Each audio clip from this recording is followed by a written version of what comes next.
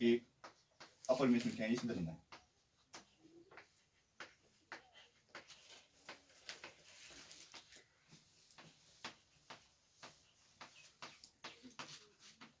ठीक है, अब हल जब लिखेंगे आप तो क्या बोलेंगे, माना रूट 2 एक क्या है, परिमेय संख्या है, उल्टा मानते हैं। ठीक है, तो क्या लिखेंगे आप, माना रूट 2 एक परिमेय संख्या है।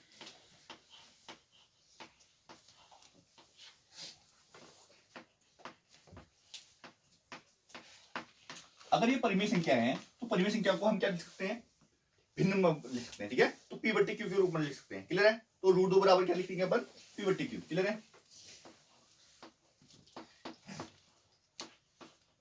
क्लियर है। अब क्या करते हैं, इसमें तिरछा गुणा करते हैं, जिसके हर में कुछ नहीं होता है, एक होता है, तिरछा गुणा कर दो, क्या देगा, रूट 2 क्यू बराबर पी। अब दोनों तरफ करेंगे वर्ग। ठीक है, वर्ग करने पर लिखेंगे, वर्ग करने पर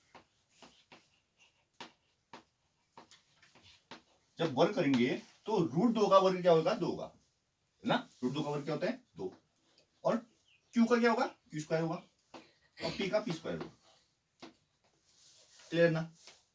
अब ध्यान से देखिएगा, जो 2 है ना, गुणा वाला भाग में जाएगा इस मिनट में, तो आप लिखेंगे 2 पी स्क्वायर को विभाजित करता है, करता है नहीं करता, ऐसे कर दिया, तो 2 पी स्क्वायर को विभाजित करता है।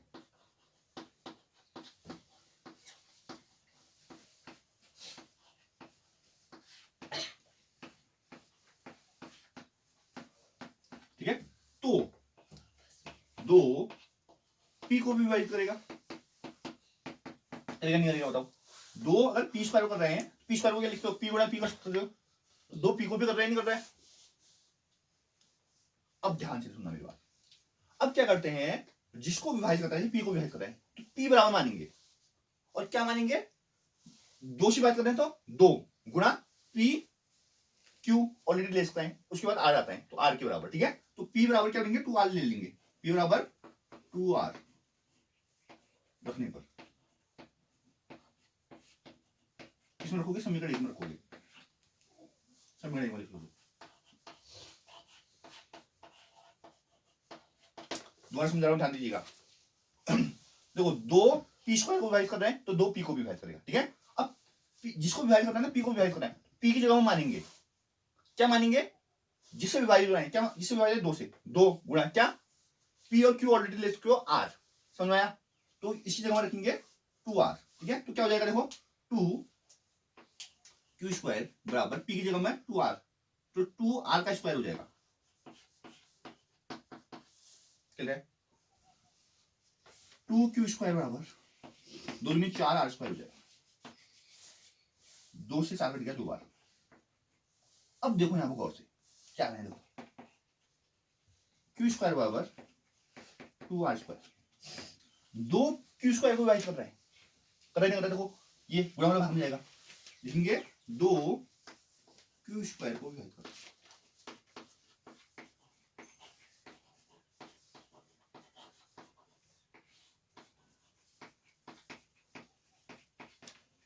अब 2 क्यू को विभाजित करेगा,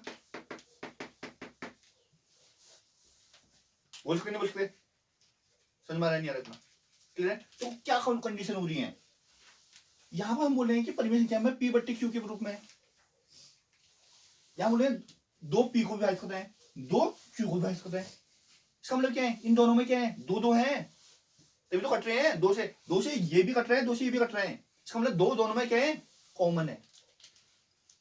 तो ये है विरोधाभास, यहां पर ये विरोधाभास क्यों उत्पन्न हो रहा है, हमारी गलत कल्पना के कारण हुआ है। क्या गलत कल्पना थी अपनी, कि रूट 2 एक परिमेय संख्या है, इसलिए रूट 2 क्या है, एक अपरिमेय संख्या है। ठीक है, अब हम क्या लिखेंगे, इसमें 2 दोनों में आ रहे हैं, तो हम लिखेंगे इसका मतलब पी और क्यू में कम से कम 2 क्या है, एक उभयनिष्ठ गुणनखंड है। ठीक है, क्या लिखेंगे, इसलिए पी व क्यू में कम से कम ना 2 एक उभयनिष्ठ गुणनखंड है, क्योंकि दोनों में 2 से भाग जा रहे हैं, इसका मतलब 2 से कट रहे होंगे तो जा रहे हैं, गुणनखंड।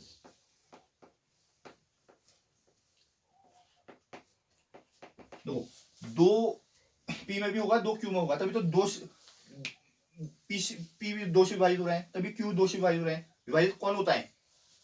जो भाग जाए, जिसमें जैसे कि 6 और 4 की बात करते हैं, ये भी दो से विभाजित है, ये भी दो से विभाजित है।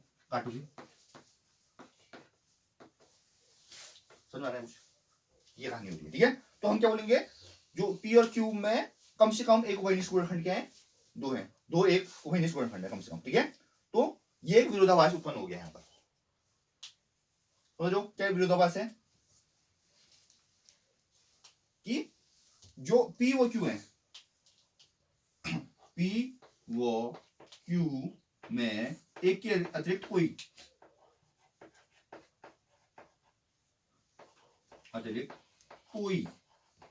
क्या नहीं है? उभयनिष्ठ गुणनखंड, ठीक है। कोई उभयनिष्ठ गुणनखंड नहीं है, ठीक है। उभयनिष्ठ गुणनखंड नहीं है। अभी क्यों हो रहा है भाई ये विरोधाभास? ठीक है। अब यह विरोधाभास क्यों प्राप्त हो रहा है? जो हमारे त्रुटिपूर्ण कल्पना के कारण हो रहा है। यह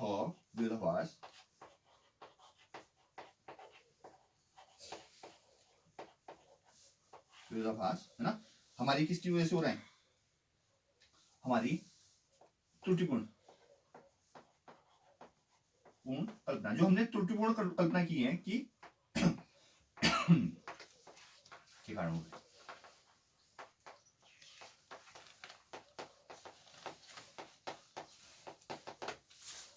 क्या त्रुटिपूर्ण कल्पना है कि रूट दो एक परिमेय संख्या है, कि रूट दो एक परिमेय संख्या।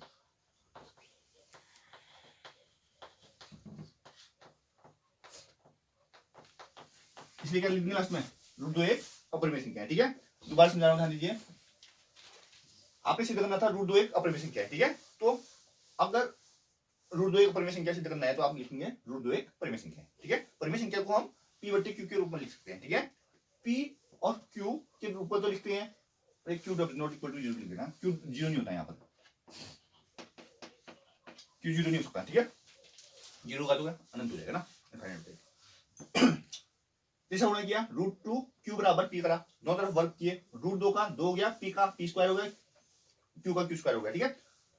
अब देखो ये गुणा में भाग में इसकी जाएगा ना, तो दो पी स्क्वायर को विभाजित कर रहा है, तो दो पी को भी विभाजित करेगा। पी की जगह वैल्यू रखेंगे, क्या रखेंगे? किसी विभाजित हो रहा था दो से, तो दो इंटू पी क्यू के बाद आर आता है तो आर, ठीक है। पी बराबर टू आर, क्लियर है। पी की जगह में टू आर रख दिया, तो टू क्यू स्क्वायर ऐसे रहेगा, टू का स्क्वायर फोर, आर का स्क्वायर आर स्क्वायर, दो से चार कट गया दो बार, ठीक है। अभी दो गुणा वाला इसके भाग में जाएगा, जाएगा, तो दो पी स्क्वायर को क्यू स्क्वायर को विभाजित करता है बोलेंगे, तो दो क्यू को विभाजित करेगा। इस क्या हो रहा है यहाँ? यहाँ बोले हम दो पी को विभाजित कर रहे हैं, यहाँ बोले दो क्यू को विभाजित कर रहे हैं, बोलो। पर इसमें क्या होना चाहिए? एक उभयनिष्ठ गुणनखंड एक होना चाहिए, तो इसमें उभयनिष्ठ गुणनखंड एक तो होगा ही होगा, दो भी हो रहा है, दो इससे भाग इसमें भी जा रहा है, दो से भाग इसमें भी जा रहा है, तो पी और क्यू में कम से कम एक दो उभयनिष्ठ गुणनखंड है। दो जो है वो एक उभयनिष्ठ गुणनखंड आ रहा है, पी और क्यू में एक के अतिरिक्त कोई भी उभयनिष्ठ गुणनखंड नहीं है। ऐसा होना चाहिए, नहीं होना चाहिए? तो क्या यह विरोधाभास क्या हो रहा है? त्रुटिपूर्ण कल्पना के कारण हो रहा है। क्या त्रुटिपूर्ण कल्पना थी अपनी कि रूट दो एक परिमेय संख्या है, इसलिए रूट दो क्या है? एक अपरिमेय संख्या है। समझाया नहीं यार? कर लोगे? कोई दिक्कत है किसी को? ठीक है। ये इस टाइप के, अगर इस टाइप इसके अलावा कोई अलग टाइप के आते हैं क्वेश्चन ना, प्लस माइनस में आते हैं या मल्टीप्लाई में आते हैं, तो क्या करेंगे? गुणा वाला भाग में डाल देंगे। प्लस माइनस में आते हैं तो पक्षांतरण कर लेंगे, पक्षांतरण कर लेंगे तो फिर और आसान हो गया। करो इसकी 3 प्लस रूट दो आ गया, एक मान लेते हैं, तो इसकी पी बट्टी क्यू मानोगे, रूट दो बराबर क्या होगा? पी बट्टी क्यू माइनस 3 हो जाएगा, होगा नहीं होगा? अब क्या बोलोगे? पी बट्टी क्यू माइनस 3 एक परिमेय संख्या बोलोगे, क्योंकि पी बट्टी क्यू एक परिमेय संख्या है,